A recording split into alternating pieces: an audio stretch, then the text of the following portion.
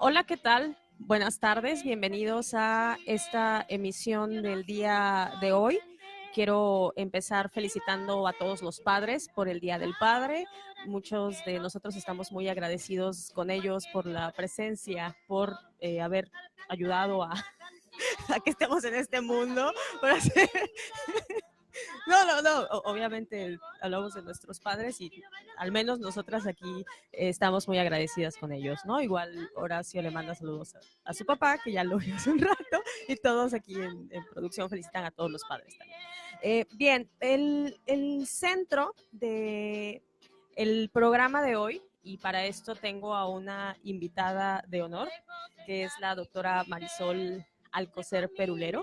Ella nos está acompañando para platicar sobre este tema. Bienvenida Marisol, muchas gracias en acompañarnos. Ahorita le voy a ceder el micrófono para que hagamos esta emisión que le titulamos Diálogos sobre Género.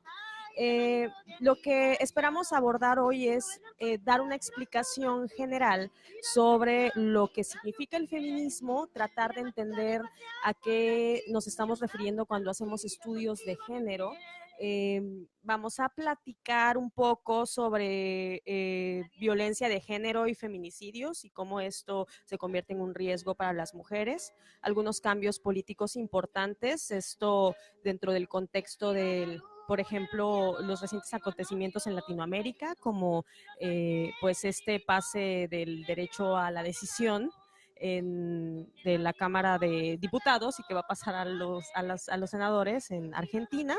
Y finalmente quisiéramos mencionar a propósito del día que estamos celebrando la cuestión sobre las paternidades, ¿no? Entonces, pues, ¿te quieres decir unas palabras?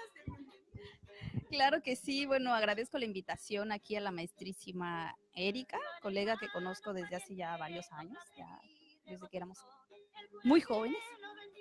Pero no, agradezco mucho este espacio para que podamos dialogar sobre un tema que es importante y que muchas veces se ha demeritado, sobre todo en momentos como este, donde justamente, como lo acaba de mencionar, está en discusión pues temas de derechos, ¿no? De libertad, de igualdad. Y yo creo que es importante que mantengamos la discusión en el centro de la mesa para que podamos avanzar o por lo menos cuestionarnos como sociedad este tipo de temas, ¿no? Agradezco mucho la invitación.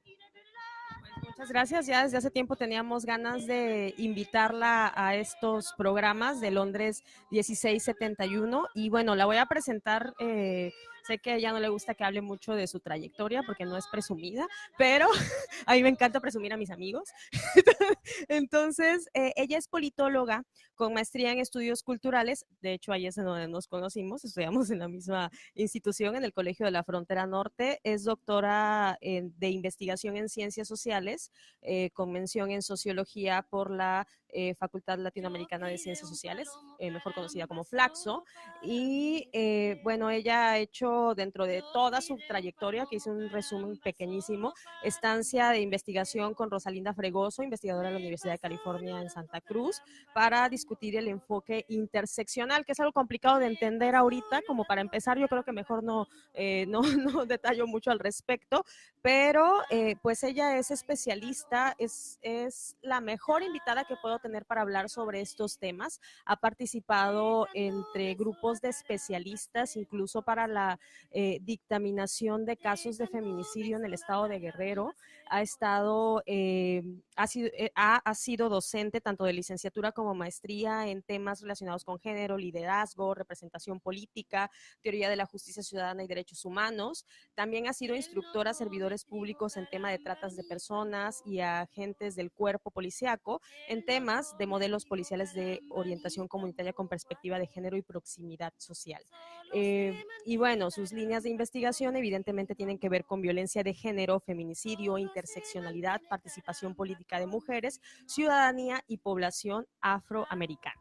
Ya, con este preámbulo, partimos con el tema. Saludos a Mar Zamudio. Mar nos está acompañando. Aaron Eduardo Morales, Paul Terríquez, muchas gracias por acompañarnos a todos. Vamos a tratar de saludarlos. Por favor, pónganos un mensajito para que nos encarguemos de hacer eso, ¿no? Bueno, entonces empezamos con entender a qué nos referimos con feminismo. Es un poquito complejo para la población en general. Estos programas son dirigidos no para un público especializado, sino que llegue a todos los sectores de la población, desde personas que ya están muy avanzadas en sus estudios, como aquellas personas que quieren aproximarse al conocimiento de áreas específicas. Entonces partimos de feminismos como feminismos, así lo vamos a llamar, como una serie muy variada de movimientos políticos, culturales, económicos y sociales que lo que busca es la igualdad de derechos de mujeres y hombres, evidentemente encabezado y promovido por mujeres por la desventaja histórica que se ha tenido. Se busca además eliminar la violencia de género, los roles que colocan en condiciones de injusticia o desigualdad a las mujeres y que nos coloca como vulnerables.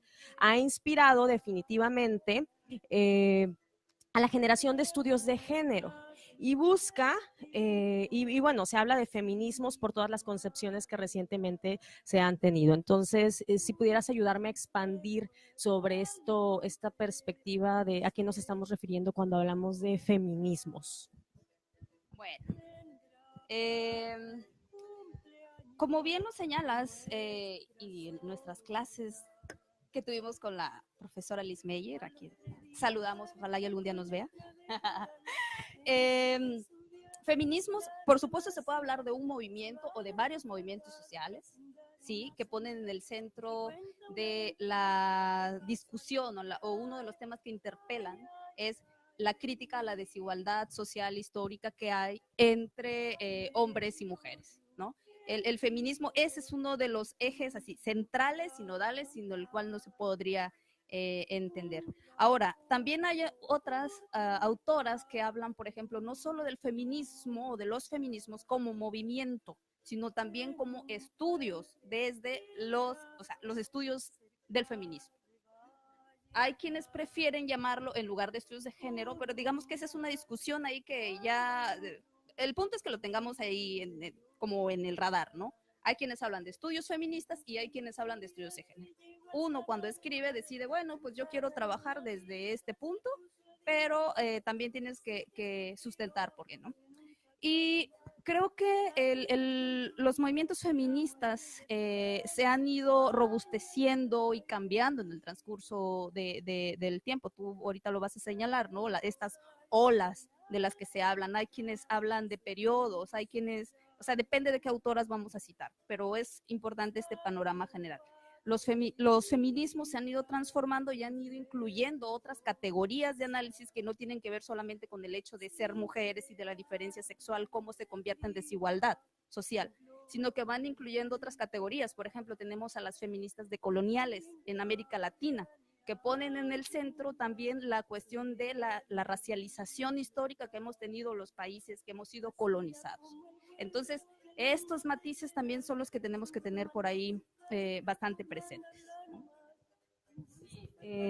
Sí, muchas gracias por expandir sobre este punto y tal vez valdría la pena mencionar estos tres momentos que dentro de los estudios de género y las historiadoras o cuando queremos hacer una contextualización sobre a qué nos referimos con feminismo se hace y es principalmente se hace una división histórica de los tres momentos que tuvieron un fin principal en estas movilizaciones, ¿no? Entonces, partimos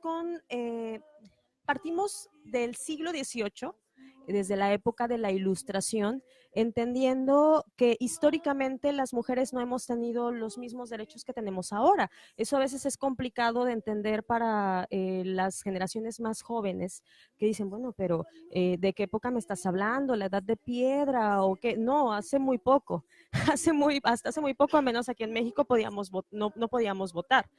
Bueno, nosotras nacimos pudiendo votar, pero nuestras abuelas no. ese punto es muy importante. Entonces, por ejemplo, dentro de la Ilustración, Rousseau y Kant, es importante señalar que consideraban a las mujeres como consideraban a los niños, fuera de los derechos de la ciudadanía.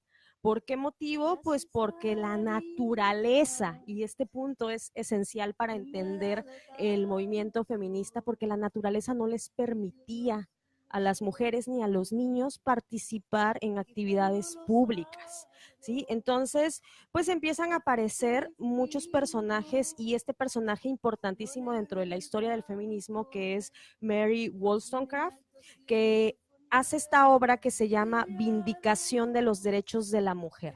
En Vindicación de los Derechos de la Mujer, lo que se sostiene, que ahorita nos podría parecer evidente, es que las mujeres no son por naturaleza inferiores al hombre, sino que parecen serlo porque no reciben la misma educación y los hombres y mujeres entonces deberían de ser tratados como seres racionales sin distinción. Entonces parece como una cosa ilógica, pero así era. Justo podríamos situar aquí el asunto que hay una visión naturalista de lo que es ser mujer, de lo que es ser el hombre.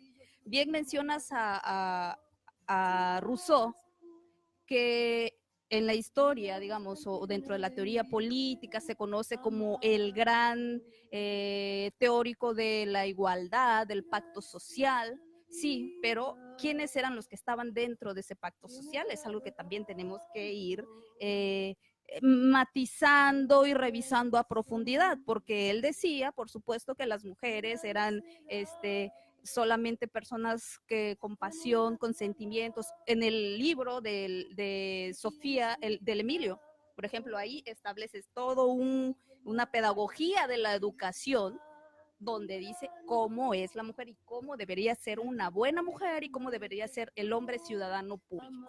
Eso también es algo que tenemos que entender de Rousseau. Rousseau es un teórico importante, pero hay que ver también esta otra parte que muchas veces se nos olvida. Y luego otra de las cosas que mencionan a veces es que esa discusión no estaba en la época de Rousseau. No podemos criticarlos con los mismos argumentos del feminismo porque en esa época no estaba la discusión. Mentira. O sea, sí estaba la discusión.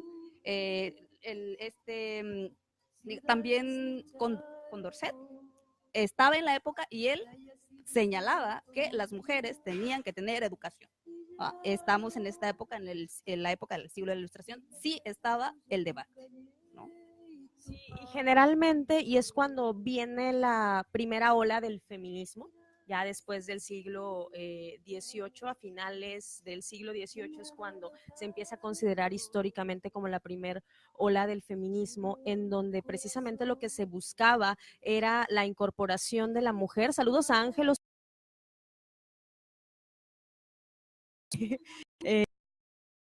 Empieza a tomar, a buscar la consideración de la mujer dentro de los derechos civiles, para empezar a ser consideradas como seres racionales, ¿no?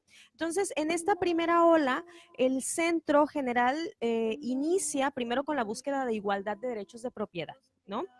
Luego la igualdad en los derechos dentro del matrimonio. Y aquí un personaje importante que tengo en pantalla es Flora Tristán, esta franco-peruana, es muy interesante que también tiene origen latinoamericano, es precursora del movimiento feminista moderno entre 1830 y 1840.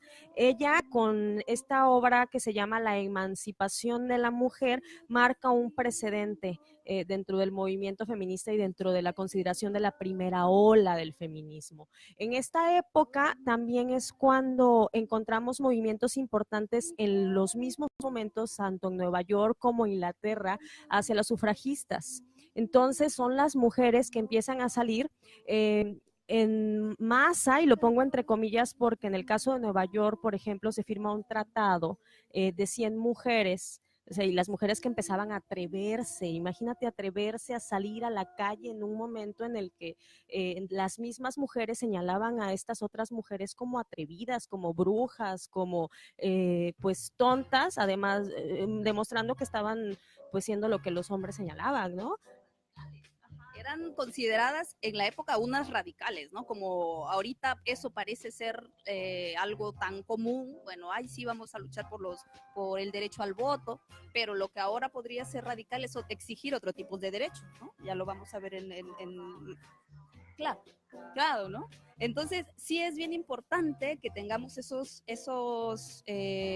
matices, toda esta periodización de los feminismos. Aunque también creo yo, Erika, que es importante que acá en las latinoamericanas también hay quienes, bueno, hacen una crítica. Bueno, ese feminismo ilustrado de estas mujeres tampoco tiene mucho que ver con nuestra realidad latinoamericana, ¿no? Van a decir, bueno, ok, ahí se gestó una parte para cierta clase o cierto tipo de mujeres europeas, también estaban las trabajadoras, ¿no? Que estaban interpelando y diciendo, bueno, es que no solamente queremos derecho al voto, queremos que en las fábricas haya cierto tipo de derechos, cosa que no experimentaban las otras mujeres de la clase media o burguesa, digamos, ¿no?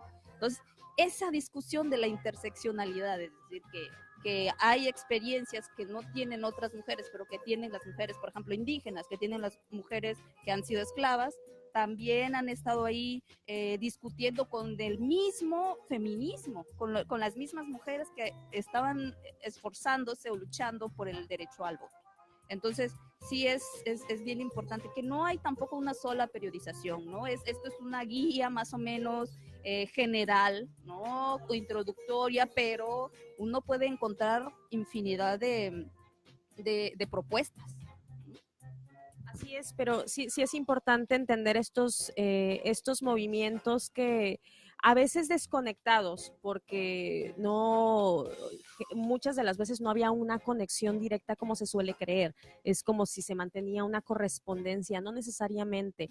Y habían movimientos que ya se estaban desencadenando, por ejemplo, dentro de lo que históricamente se conoce como la segunda ola del feminismo. O sea, ya pasamos con esta primera parte después del siglo XVIII, más pues ya en el XIX, y que empieza a haber una incorporación ya de la mujer de manera modesta dentro de la decisión cívica, ¿no? Pero en la segunda ola, que aparece en el momento de la Segunda Guerra Mundial, y esto es muy importante lo que menciona sobre los derechos de las trabajadoras, porque aparece, más bien, y ahí podemos como que entrar en debate, porque aparece como, la mujer ya está empezando a considerarse para los espacios públicos y ya se le deja salir para ir a trabajar, ¿no? Entonces más bien surge una demanda, una necesidad de aquellos empleadores de soldados que estaban en la Segunda Guerra Mundial y dicen, pues las mujeres tienen que hacerse cargo de los puestos que están dejando estos, pues hay que utilizarles, una mano de obra que está ahí, que no la estamos considerando, ¿no? Entonces aparece esta propaganda de los empleadores de las manufacturas que dice, pues hace el trabajo que él dejó, ¿no? O este famosísimo que se convierte después en un icono de movimientos feministas y que más bien lo que buscaba era promover como una estrategia propagandística, pues promover en las mujeres de que claro, ustedes pueden hacerlo, ¿no? Es iguales que los hombres, ¿no? Entonces aquí es en donde aparece toda esta serie de consideraciones de las mujeres, pero a la par, y es en donde se cambia, por eso se habla de una segunda ola, ya no se busca nada más la participación cívica de la mujer, la consideración de ella dentro de los derechos, sino que se busca ya estas discusiones como del rol de la mujer. Y aquí es muy importante Simone de Beauvoir, incluso figuras como Virginia Woolf y todas estas obras que nos marcan un precedente importante en donde pues lo que se busca es la liberación de la mujer, considerar la desigualdad, el lugar del trabajo, la sexualidad. Sí, entre otras cosas. Sí, nada más antes de este paso de la primera ola a la segunda ola, ahí también es bien importante otra persona, otra mujer que viene a cuestionar justamente la Declaración de los Derechos del Hombre, ¿no? Que 1879, si no me equivoco. Bueno, tú que sabes francés es Olympe de Gouges. Bueno, ella, con la Declaración de los Derechos de la Mujer y la Ciudadana, ¿qué viene a decir? Algo que parece tan sencillo. Viene a poner a todos estos artículos que se establecían en la Declaración de los Derechos del Hombre, le viene a poner algo tan básico, la palabra mujer, ¿no? Eso en 1791, no, perdón, es 1791. Es radical, ¿no? A ver si, bueno, el lenguaje es importante, porque si tú no apareces en las leyes, en la Constitución, si a ti no te nombran como mujer, no existes. ¿Qué opinas de esto que dicen? Porque he escuchado a muchos hombres decir, pero es que al decir hombre ya estaban abarcando a las mujeres. ¿Qué dirías tú a...? Bueno, el lenguaje importa, ¿no? Por supuesto, hagamos el experimento con los mismos hombres que dicen, a ver, eso no es tan importante. Cuando es mayoría, si tú dices mujer, ya va, y bueno, eso es lo que ha dicho la RAE históricamente, bueno, que ser hombre implica la humanidad completa. Bueno, no. Cuando tú le dices a una persona, a varones, cuando dices, a ver, buenos días a todas. Ah, no, ¿cómo crees? Todas no, porque también habemos hombres, ¿no? Parece algo insignificante, pero el lenguaje sí te viene a desestabilizar mucha claro, las estructuras que te han enseñado. ¿Cómo a ti te van a decir en femenino, ¿no? O sea, en mujer, todas, hola, ¿qué tal? No. Pues del español,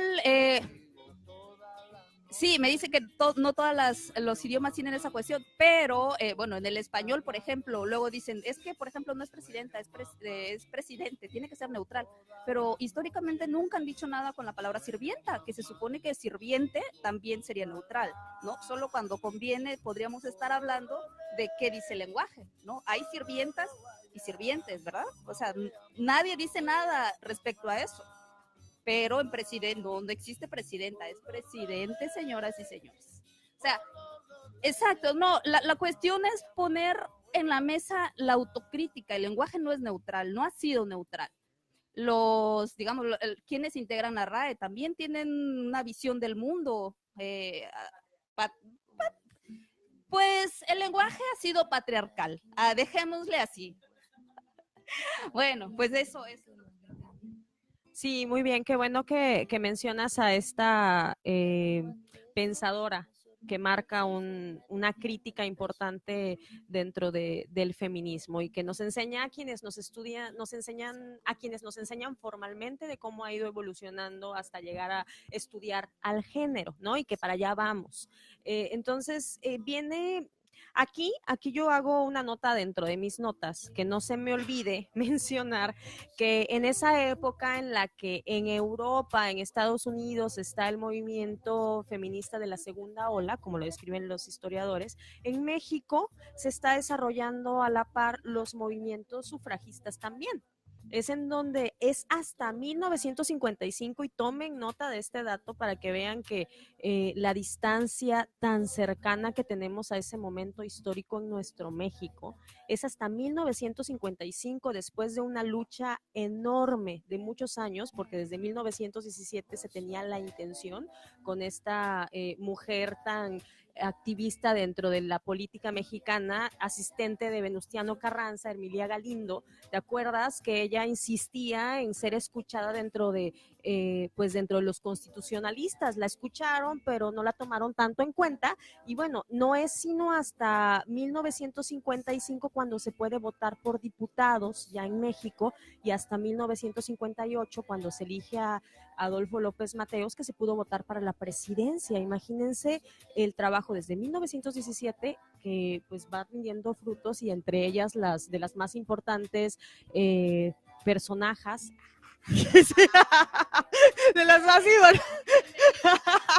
de las más importantes mujeres que participan en la vida pública, pues está nuestra queridísima Elvira Carrillo Puerto, ¿no? Entonces aparece estos personajes, y pues valía la pena mencionarlo en este momento antes de hablar de la tercera ola, que ya con esta tercera ola y que valdría la pena dedicarlo a un análisis pues con otras personas, hablando sobre posmodernismo y pensamiento crítico, es cuando los historiadores empiezan a colocar ya después de los 90 esta tercera ola. Y aquí es en donde entran estas discusiones postcoloniales, estas discusiones que están tomando en cuenta la interseccionalidad, que me gustaría que nos explicaras un poquito a qué se hace referencia cuando hablamos de interseccionalidad para poder entender las estructuras de género incluso.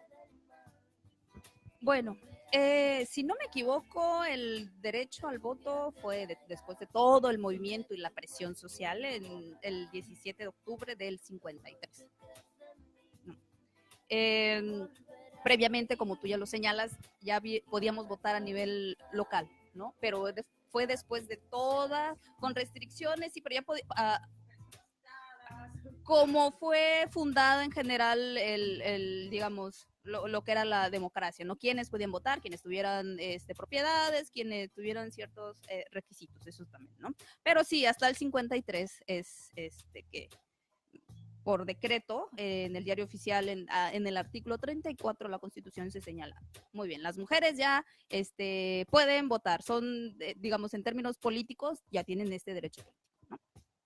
Ahora, respecto a la interseccionalidad, hay quienes hablan que es un campo, que es una perspectiva o que es simplemente una categoría. Bueno, en términos generales es lo que les comenté en un principio, es señalar y entender cómo las mujeres están insertas en relaciones jerárquicas, por supuesto, por género, pero no solo por cuestiones de género, sino que otras categorías que a veces podrían ser más centrales que el hecho de ser mujeres, están ahí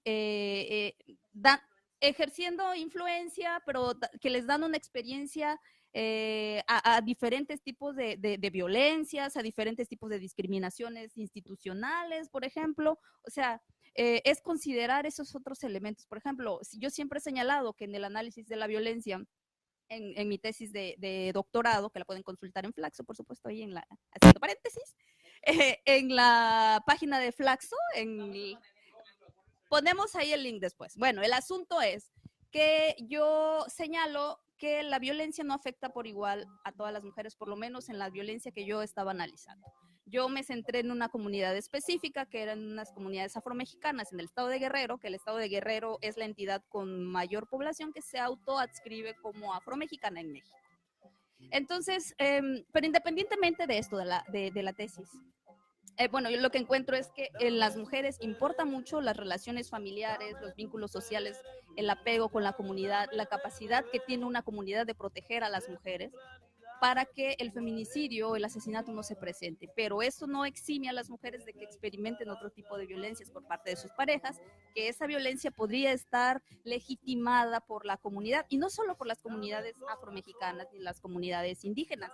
La legitimidad, digamos, o la aceptación social de la violencia contra mujeres se da en diferentes ámbitos, desde las ciudades, lugares rurales, en diferentes clases sociales, aunque hay matices, no todas experimentan el mismo tipo de violencia.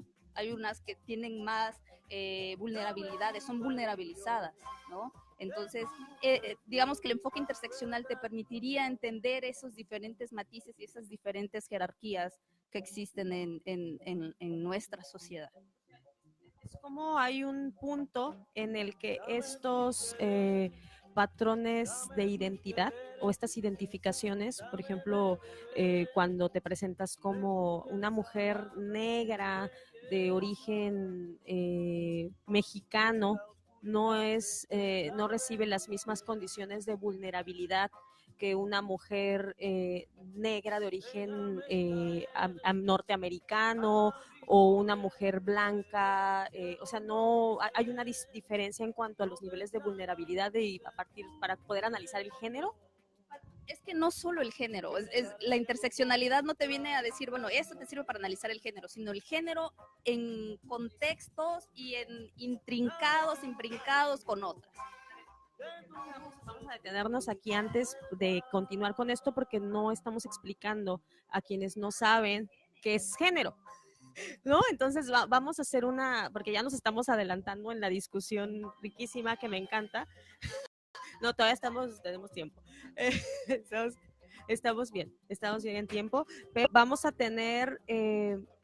ayudar a entender a qué nos referimos con género. Y es lo que se empieza a analizar ya en este momento contemporáneo que empezamos a vivir, ¿no?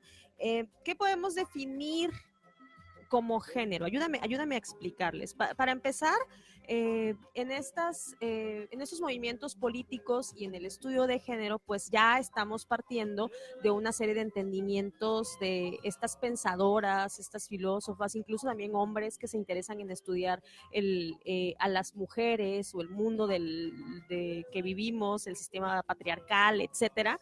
¿Qué es lo que se entiende y cómo distinguimos género de sexo? Ese creo que es un punto clave para poder entender lo que estamos hablando cuando estamos diciendo entender género. Dicen, bueno, pues género es como me gusta la bachata, me gusta el reggaetón o el merengue. Estamos hablando de géneros, ¿no? Estamos hablando de género hombre, mujer, el género, la poesía, me gusta la prosa, pero ¿qué prosa? Hay géneros por todos lados, ¿no? Entonces, partimos de ahí, ¿no? Sí se aplica ese mismo entendimiento de género que cuando hablamos de personas. Bueno, creo que hace un rato mencionaste a Simone de Beauvoir, ¿no? Una de las frases célebres de la segunda ola de estas periodizaciones, digamos, o clasificaciones, una de las grandes frases es que ella decía, no se nace mujer, ¿no? Se llega a serlo. Ay, caray, no, pues yo nací mujer, ¿no? Y yo nací sabiendo maquillarme o queriendo jugar con niñas. Lo que viene a decir esta frase está en mi naturaleza. No, y justamente lo que vienen a señalar cuando utilizan el género como categoría de análisis, es decir, no se nace, a una le enseñan a ser mujer. ¿Cómo es ser mujer? Exacto, allá vamos. Género va de la mano con esta visión culturalista, si quieres, de que el género es construido socialmente, históricamente. Scott es la gran teórica bueno, una de las grandes teóricas constructivistas del género, ¿no?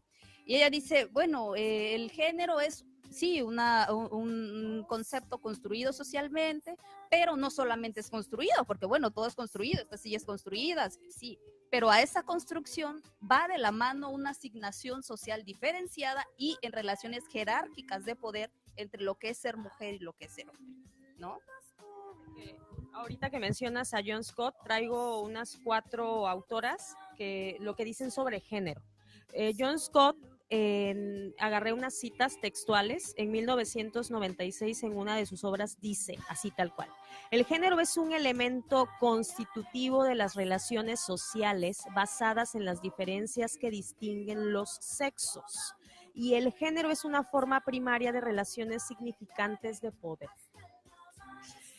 García Gaitán, en 2008, dice, por lo tanto, el concepto de género alude a las formas históricas y socioculturales en que mujeres y hombres construyen su identidad, interactúan y organizan su participación en la sociedad. Estas formas varían en una cultura u otra y se transforman a través del tiempo. Amparo Bonilla dice que es una creación simbólica que se encarga de poner en tela de juicio que el dictum esencialista, esto es fundamental, de la biología es destino, trascendiendo dicho reduccionismo al interpretar las relaciones entre varones y mujeres como construcciones culturales que imponen significados sociales, culturales y psicológicos al dimorfismo sexual aparente. Y finalmente otra cita de otra teórica de los estudios de género, Linda McDowell, dice, el género se concibe desde 2 perspectivas, la primera como una construcción simbólica y la segunda como una relación social. A decir verdad, ambas perspectivas podrían considerarse como inseparables. Justamente eso, bueno, abona a sí, porque, bueno, puede sonar bastante teórico, ¿no? Bueno, ¿qué es eso? Hay, sí, símbolos, normas, o sea, piensen ustedes, ¿no? Como, o en sus sobrinos, igual ahorita ustedes ya ni se acuerdan, ya no nos acordamos de cómo nos dijeron que teníamos que comportarnos, ¿no? Pero yo, por ejemplo, tengo sobrinitos y sobrinitas a las que yo entiendo y veo que las educan y los educan de manera distinta, ¿no? Cómo nos enseñan a las, por ejemplo, pues tú como psicóloga, que las niñas cuando van experimentando con su cuerpo, se tocan, ¿no? Se tocan sus partes íntimas. ¿Qué es lo primero que dicen? Déjate ahí, no seas cochina. ¿Y qué le dicen al niñito? Ay, sí, qué bonito, ese es mi sobrino, ¿no? Sí, va a ser, eso es mi hijo, eso es mi hijo, no sé, ¿no? Pensemos a lo mejor, eso es algo tan básico y tan imperceptible, pero le están enseñando a las niñas que la sexualidad, tocarse con su cuerpo, eso es algo sucio, repugnante, que después va a tener otras implicaciones en el futuro. Bueno, tú psicóloga lo sabrás mejor que yo. Por ejemplo, o a los niños que se les permite andar corriendo y subiendo los arbolitos o los árboles, ay, corre, andan pelados de los pies todo a cada rato, ¿no? Y las niñas, no, te vas a ensuciar el vestido, no, no te subas ahí, no, no andes en bicicleta, no, o sea, empiezan a moldearlas. Mi princesa, o mira, te traje tu vestido rosito. Es cierto que cuando niños y niñas vamos formando nuestros gustos, ¿no? Pero también esos gustos están formados por lo que nos dicen atrás nuestros padres, nuestros tíos, nuestra familia inmediata, en los medios de comunicación. ¿Qué les enseñan a las niñas que es ser mujer en los medios de comunicación? Los juguetitos de ser mamá, por ejemplo, ¿no? Las muñecas para las niñas con sus carriolas, a los niños son coches, a los niños son aviones, a los niños son cosas más interactivas, de fuerza, de brinco, de como con esta idea de lo que sería ser en un futuro un varón, un hombre, ¿no? Sí, claro, y que va construyendo lo que queremos analizar, que también estas relaciones diferenciadas entre hombre y mujer, cómo me debo de comportar frente a un hombre, ¿no? A la niña se le advierte que el varón es una amenaza, ¿no? Que no tiene que tiene que conquistarte, tú no vayas a hablarle a los niños porque pues eso te hace ver como una niña mala, ¿no? Lo estoy diciendo en términos muy educados, respeto a la audiencia. Pero tenemos saludos. Hola, hola. Hola. Sí, Alejandro Martínez, creo que es un fan de Marisol, me han contado. Bueno, sí, sí, sí, sí, sí, pero pues ella tiene muchos fans, pero él creo que es el número uno. Bueno, ya, entonces lo que estoy diciendo aquí y siguiendo esta discusión es que a veces en el proceso de socialización, y es lo que se empieza a analizar pues desde mucho tiempo atrás, y no se concebía que no había una esencia asociada al sexo. El sexo, ayer teníamos una discusión sobre cuando vinieron los conquistadores y escribieron compendios enciclopédicos sobre cómo se comportaban las personas de este lugar de la Nueva España. Se hacía una descripción muy detallada y en parte se decía, pues se comportan de esta u otra manera, pero ahí se me fue lo que estaba diciendo. Volvemos después del corte porque ya no me acuerdo de lo que estaba hablando. No, ya. O sea, la cuestión que tiene que ver con, está tan naturalizado. O sea, era la asociación con la esencia, ¿no? Entonces, cuando se hace, no se consideraba siquiera como que habría un proceso de socialización, sino que cuando tienes, ya me acordé, que describía, ¿no? Existen dos sexos, el sexo, los que tienen pene, las que tienen vaginas y los que tienen dos, que eran los hermafroditas. Entonces, ahí hay una clasificación a partir del sexo, pero no había esta discusión y esto era asociado a lo natural. Entonces, cuando se hacen descripciones sobre cómo se comporta uno y otro, pues se omite el por qué se comporta uno u otro de esta manera. Se da, o sea, lo dado es pensar en que viene de una esencia. Y a lo mejor aquí valdría la pena hablar a qué nos estamos refiriendo con esto que buscamos quienes estudiamos el género en algunas circunstancias, eliminar, o sea, queremos eliminar esta esencialización de los géneros, no solo de las mujeres, esta naturalización de que por el hecho de haber nacido con una vagina o con un pene, te comportas de tal o tal manera. Claro, y ahí qué bueno que tocas ese punto, porque sí, hablando de los sexos y la asociación con la esencia y la naturaleza, las mujeres son cariño, amor, pasión, hormonas, y los hombres son otra cosa, racionalidad, todo lo opuesto, ¿no? Pero en ese caso también no hay que perder de vista la racialización y la asociación natural que se hace a ciertas razas, entre comillas, porque la raza como tal es un concepto que está a discusión, porque eso sí que no existe, la raza no existe, existen grupos racializados. Hay gente con fenotipo determinado, pero la raza como construcción viene a decir raza, el negro es así, los indígenas son así y los blancos son de determinada manera, ¿no? Entonces es bien importante porque en el caso de cuando llegan los conquistadores, me imagino que sí hacen una clasificación natural a partir del sexo, tiene vagina, tiene pene y esto tiene de los dos, pero aparte es indio con estas características, es un indio incivilizado, es un indio salvaje, es un indio que come humanos, es un indio que bla, bla, bla, bla, bla, y empiezan a hacer una serie de características asociadas de nuevo a que son personas de este continente salvaje, por naturaleza son salvajes. Interseccional. De las mujeres negras, ¿qué se decía? Bueno, las mujeres negras son buenas para el sexo, les gusta el sexo, los hombres negros racializados, caderas anchas, puede ser sexual, ¿no? Es buena para el perro. Y a lo mejor sí, porque también desde la población afro, pues han reivindicado esa asociación que se les ha hecho, ¿no? Por ejemplo, ¿qué dicen de la población negra? Que tienen sus genitales grandes, por ejemplo, ¿no? Y ya lo asocian con determinada característica de la población afrodescendiente, ¿no? Y es de nuevo la esencialización de estos grupos que son racializados. Pero además, si esa esencialización viene atrás, o sea, de lo que está sustentándolo es una serie de jerarquías sociales.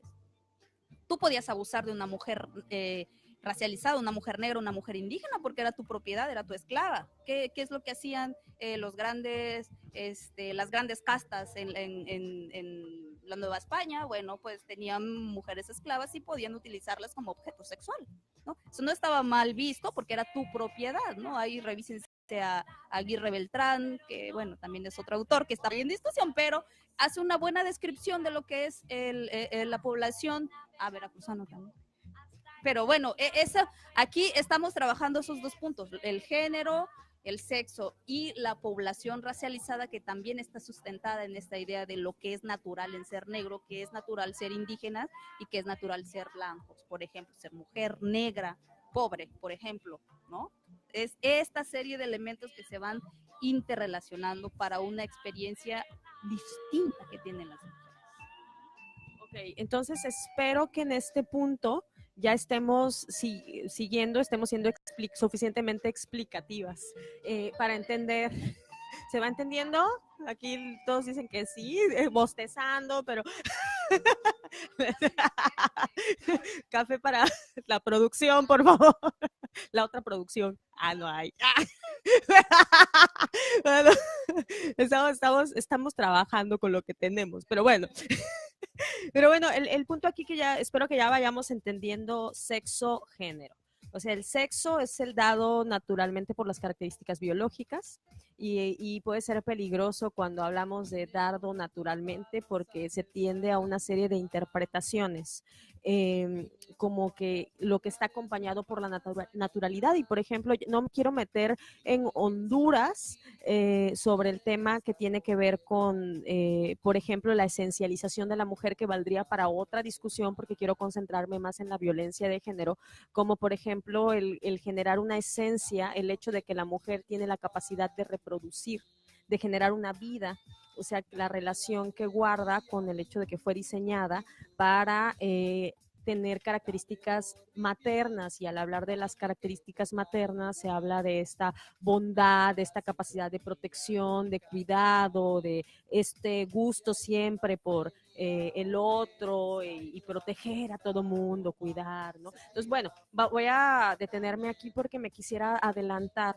ir avanzando a este punto de lo que entendemos por violencia de género y cómo entra, o sea, para que nos expliques aquí este tema, violencia de género, qué es lo que entendemos como violencia de género y cómo entra dentro de este punto de violencia de género los feminicidios. era importante entender esto del género, porque inclusive hay quienes dicen, cuando asignan roles de género o la misma imposición de género ya es violencia, ¿no?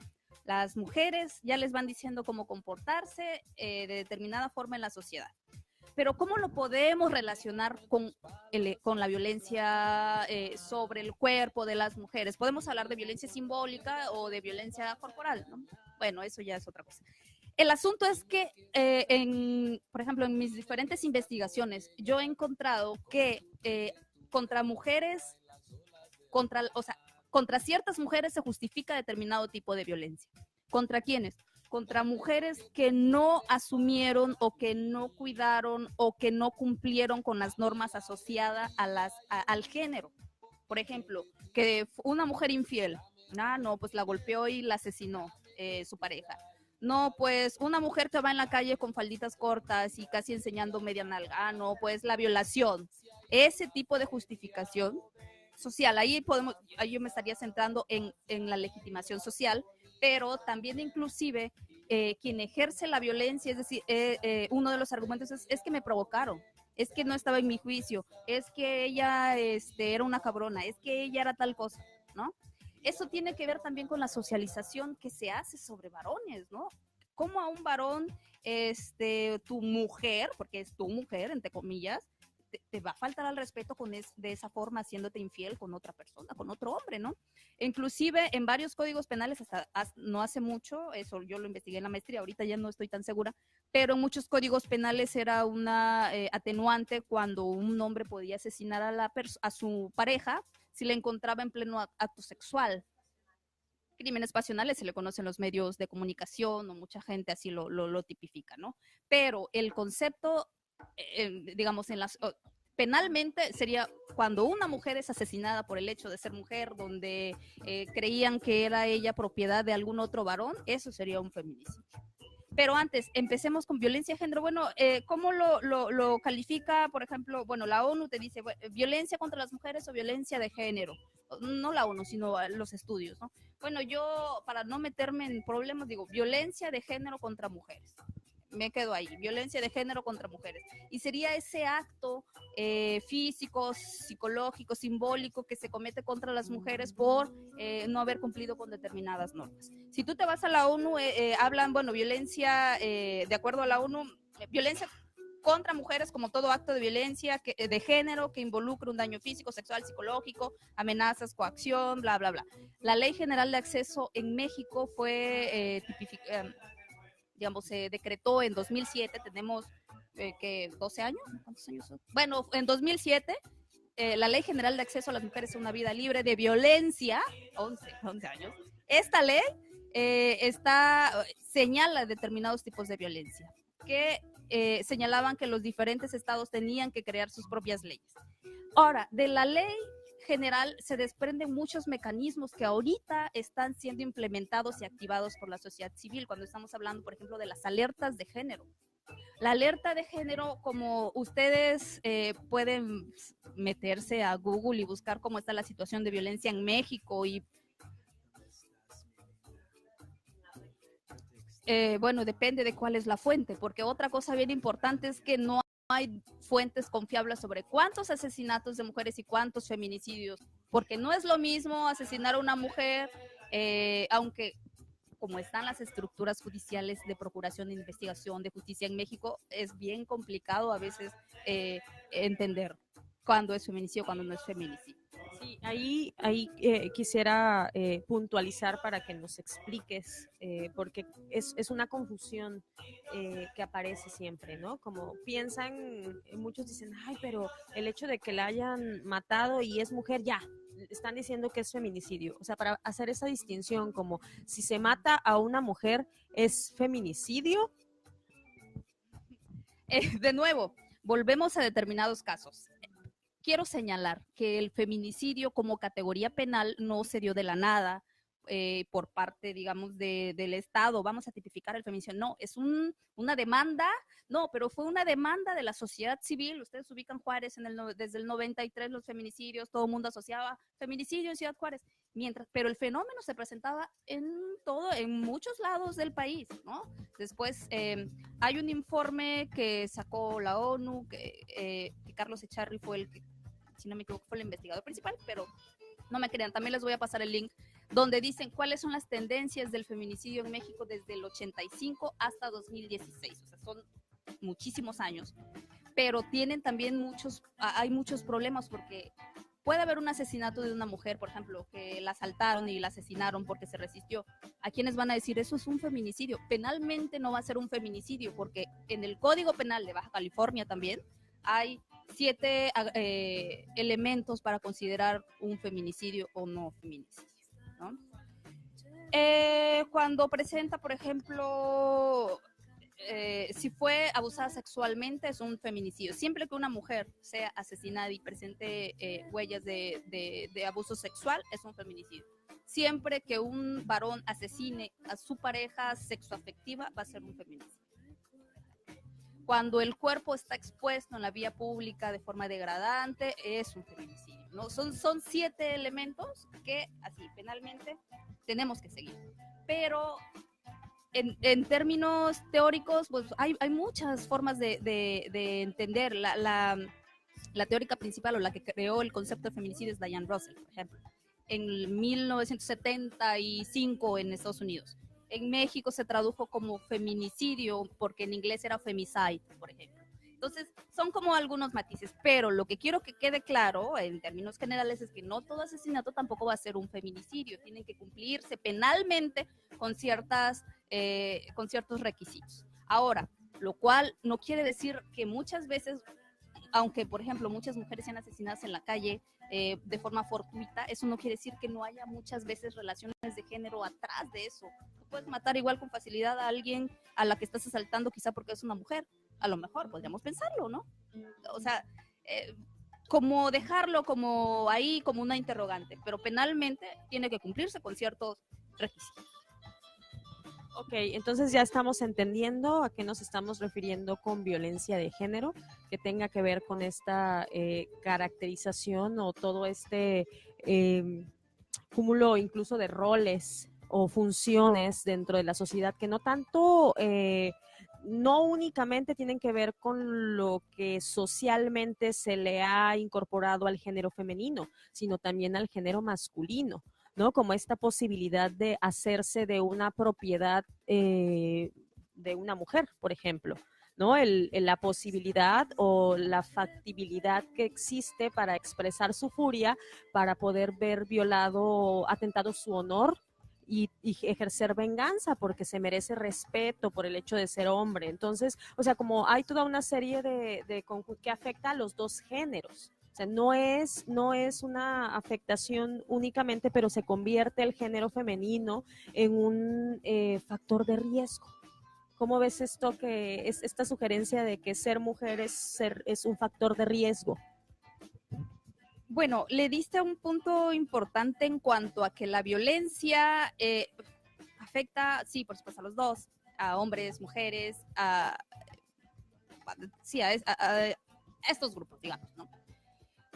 Y muchas veces el primer argumento que dicen es, pero ¿por qué se alarman tanto de la violencia contra las mujeres y asesinan a más varones? O sea, la violencia afecta, no, ¿por qué esto de la alerta de género y por qué no una alerta de género contra varones? O sea, como también para demeritar muchas veces la exigencia de muchas mujeres, de muchas organizaciones de la sociedad civil, ¿no? Lo primero que uno tiene que entender es que socialmente, ¿a quién han enseñado que puede ejercer violencia? A los varones, ¿no? Tiene que ver, y por supuesto me van a decir, pero mi prima le pega a su marido. Sí, puede haber este tipo de casos. No, que mi hermanita es más. Exacto, eso puede ser cierto y hay que seguir investigando y estos varones o estas mujeres que dicen, sí, sí es cierto, vaya, ¿cómo se construye el conocimiento? Haciendo investigación, ¿vale? Entrémosle a la investigación. Nadie dice que no violenten a los varones. Pero con estas relaciones de poder, como lo que hemos visto con el género, a quien se le enseña que puede tener el poder, que tiene el poder, porque socialmente así se le ha designado, y uno por supuesto que lo puede decir, bueno, lo hago, ¿no? O sea, y además porque otra de las cuestiones es que a veces no hay sanción social, primera, y tampoco hay a veces sanción penal, ¿no? Eso es bien importante que lo consideremos. No asesinan quizá más a mujeres, pero son los varones quienes asesinan mayoritariamente a otros varones y a mujeres. Entonces, eso nos está diciendo algo. No podemos, digamos, hacer la vista para otro lado, ¿no? Sí tiene que ver con una asociación, con una masculinidad de ejercer determinada violencia, pero también hay que entender que hay otras estructuras que te permiten también que tú puedas ejercer violencia. Hay quienes van a decir, bueno, es que eso se concentra en los grupos pobres, vulnerables. Sí, sí hay. En las clases medias puede haber otro tipo de violencia, por ejemplo, el control de los hijos, quitarte las casas, quitarte los papeles. O sea, la violencia pasa por determinadas y por diferentes clases sociales. No hay que criminalizar tampoco a la población de bajos recursos económicos, porque es lo primero que te dicen, no, pues eso solo se da con la gente, ahora les dicen incivilizados, ¿no? La gente pobre es incivilizada y que le pega a las mujeres. Y la otra, las mujeres les pegan porque quieren, porque ya deberían de irse. Ok, tú vas a poner una denuncia al Ministerio Público y el Ministerio Público te dice, señora, ¿por qué lo dejó? Señora, pues hágale la comida. Señora, ¿no? O sea, tiene que ver con todo eso, con la socialización de los géneros y que la padecemos hombres y mujeres, pero a las que están asesinando los hombres son, a las que están asesinándonos, los varones, pues, bueno, a mí no, todavía no estoy asesinando, pero también eso es importante, no a todas las mujeres las asesinan. Sí, ya casi estamos cerrando y es importante esto que dices y no te quiero preguntar tu opinión sobre este punto que voy a tocar, pero nada más lo voy a mencionar así para dejarlo en el aire, de que no es exclusivo de cierto estrato social bajo. Hemos experimentado casos cercanos, hemos observado que se han vuelto escándalos, algunos de ellos, y otros son secretos a voces, por ejemplo, en el mundo de la academia, en el que se utiliza ese ejercicio de poder que da el hecho de ser un profesor investigador, doctor en acá, y que tiene a las... pues que tiene la posibilidad de ejercer el poder y utilizando esa estructura de poder, pues ejerce violencia, ¿no? Que ocurre que no, pues es que ella lo consintió, es que ella se me ofrecía, ella estaba ahí enfrente de, y además traía un escote que se le veía media boobie, ¿no? Entonces, pues tuvo la culpa y pues la verdad que mi sexo es débil y pues ella quería que me le fuera encima, ¿no? Y no tuve otro remedio más que ir y besarla. ¿No? Entonces, esta serie de relatos que parecerían broma, pero que ocurren y son la defensa legítima dentro del grupo masculino. ¿No? Entonces es muy importante esta ruptura de estructuras y que es de ahí la relevancia de que los movimientos feministas continúen. Creo que estamos en una época histórica de avances, difícil para ambos sexos, para todos los géneros también, y aquí no estamos mencionando a los otros géneros que se consideran desde otras posturas teóricas o filosóficas, esa es otra charla, no nos queremos, sí, sí, no queremos hablar de estos puntos porque nos meteríamos en mucho conflicto didáctico, pero, pero sí señalar que la ruptura, tal vez los procesos de deconstrucción que Derrida pues sumariza de Heidegger y que empiezan a hacer todo un proceso en lo que buscamos es destruir esas estructuras, esos constructos sociales y luego reconstruir otros más saludables, ¿no? Generar pues mejores condiciones de socialización, el permitir y que no tenemos por qué estar pensando en de que vamos a darle permiso o no vamos a darle permiso a la mujer de que decida o no decida, es un tema polémico en estos momentos, ¿no? Claro, y aquí cerramos este punto de que el feminismo, los feminismos también tienen una postura política, o sea, como puede ser teoría, pero tiene una postura política bastante fuerte. Cuando dice, por ejemplo, ay, bueno, es que ahora la discusión que hay sobre la interrupción del embarazo, sobre la posibilidad de que las personas homosexuales puedan adoptar o no. Bueno, aquí el asunto es empezar a deconstruir estas construcciones naturales de lo que es, bueno, la naturaleza te dice que ser hombre, la familia es hombre, mujer, hijos e hijas. Podríamos empezar a cuestionarnos porque tipos de familia, esa no ha sido la única y los datos de INEGI te hablan de que independientemente de lo que tú creas, lo que es la naturaleza, las prácticas son otras, ¿no? Empezar a cuestionar ese tipo de asociaciones naturales, o sea, no queremos simplemente defender a los grupos minoritarios, no, queremos empezar a señalar que esos no deberían ser grupos minoritarios, porque hay diferentes formas de ejercer la sexualidad, diferentes formas de hacer familia, son diferentes formas. Y eso creo que es uno de los grandes aportes de los feminismos desde la postura en donde tú te puedas entrar y porque eso es lo que le ha dado riqueza a estos movimientos sociales, ¿no? A mí la crítica, por ejemplo, de las decoloniales para mí es fundamental porque hace sentido a toda América Latina, que vamos a decir, bueno, es que yo no tengo la experiencia de las estadounidenses ni las experiencias de las europeas. A mí me hace más sentido la cuestión de la violación histórica que se ha cometido contra indígenas, por ejemplo, ¿no? Eso ha marcado las comunidades en las que estamos. Entonces yo creo que estas charlas tú vas a seguir invitando especialistas desde diferentes enfoques. Yo creo que es un tema larguísimo y que hay que seguir dando la discusión. Pues muchísimas gracias por acompañarnos a todos ustedes. Muchísimas gracias, Marisol. Ha sido un honor tenerte aquí en Londres 1671.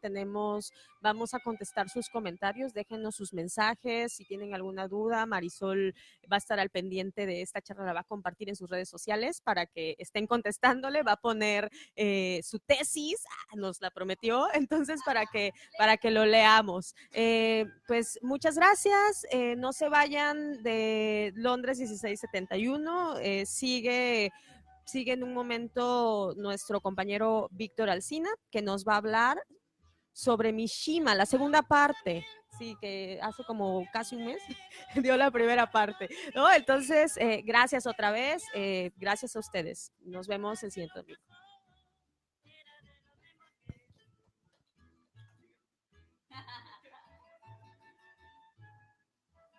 Con mi sonrisa.